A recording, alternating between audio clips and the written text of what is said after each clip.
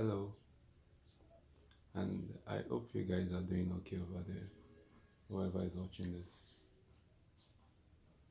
Okay, so by the end of this video, you may come to understand and recognize the part of you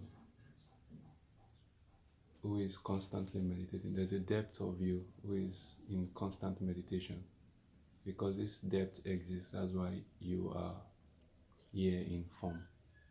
So we want to recognize this depth. So by the end of the video, I hope that I would be able to do that.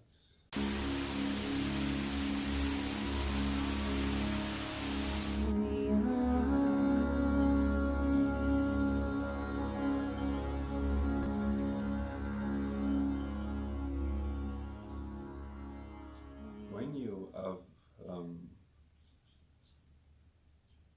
when something comes up and you have to think about it,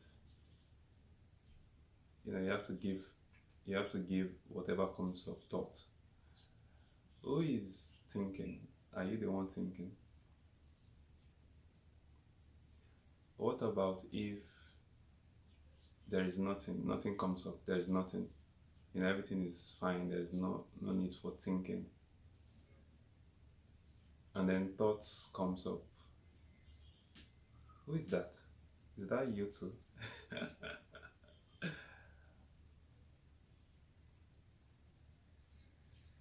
Whenever the idea of meditation comes to mind, there's this egoic sense of an activity to be done. There is I have to do something. I have to meditate.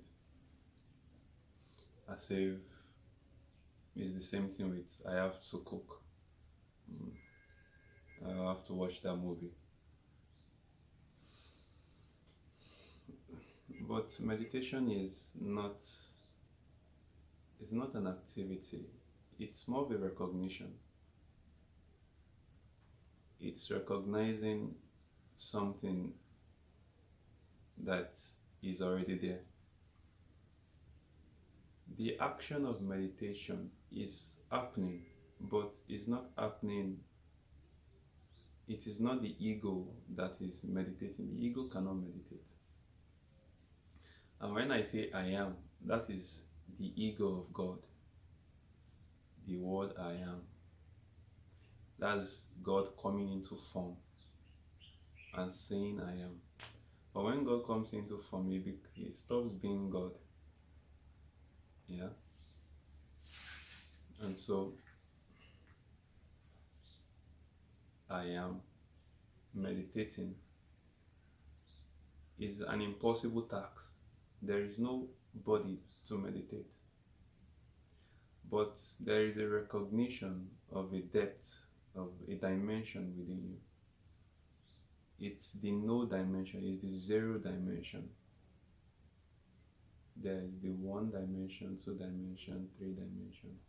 There is this zero dimension, a dimensionless dimension. Now, how do we get to this point? How do we get to that zero dimension?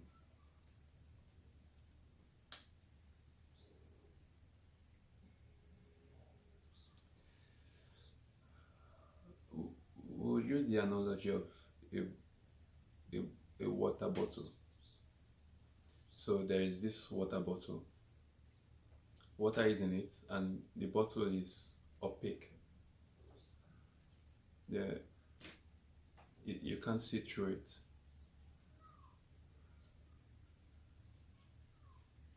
Meditation is recognizing that you are already the water in the bottle, and hence the bottle does not need anything, it's already serving its purpose. The purpose of the water bottle is to contain water. The water bottle is already serving its purpose. Its job is done. There's nothing else to do. Think of water as our perception and our awareness. Awareness is complete. It's perfect. There's nothing to do.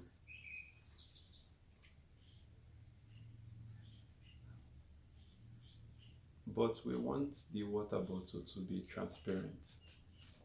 We want the water bottle to be transparent because it gives the knowledge of what the content of the container. It gives that knowledge out to people. It's in the Bible it is described as let your light so shine so that others may enjoy the work of the Father which is in you. They come to recognize the light which is inside of them because you are reflecting that light back at them. And the reason why you are reflecting that light, the more clear your bottle is, the more transparent your bottle is, the more better you reflect that light to them. Okay.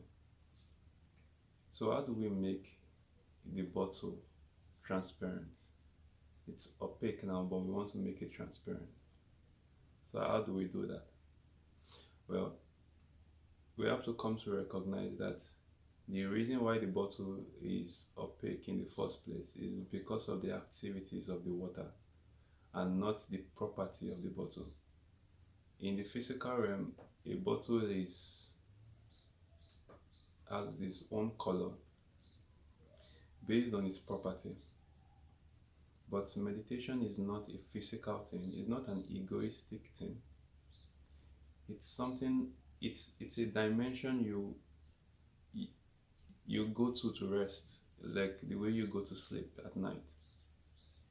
So when you go within, that's you take your attention away from the activities of the outside world and you go within, then you would come to recognize that the water, the perception, awareness, the activities of awareness created the bottle in the first place. And then the activities of awareness made the bottle, colored the bottle. So if we want to make that bottle transparent, we want to get to a point where the awareness becomes still. It becomes, the awareness, it is able to perceive its own activities. When there is no moving from the main dimension, when there is no movement from the realm of material things to the realm of the spirit, there is a sort of opaqueness, just the way the cloud blocks the sun. Okay, so the cloud, we don't want to get rid of the cloud, we just want to make the cloud transparent enough for the sun to pass through. And we want to make any other cloud that will ever come ever again, we want to make sure that the cloud is transparent and not like opaque the way we've experienced it 3D world. So when you sit and you close your eyes, activities begin to flow in even more. And when activities flow in more, when your five senses opens up and worlds unknown begin to appear within your perception, it's very easy for you to give up because it's taxing. Thoughts creates reality. What that means is that a single strand of thoughts creates the universe. It's any thought you have creates its own universe. And if you've had an experience of how Earth is, you'll see that things are heavy, things have weight. So if things have weight and inside of your mind, the thing that created the things that is having the weight is inside of your mind, moving to and fro, going about. It's heavy and it's not easy to just let go and allow awareness to be on its own. And this is where single pointedness comes in. Single pointedness is simply to choose to do something regardless of anything that happens. So if you're a beginner meditating, don't try to stop your thought or anything. Just set your time.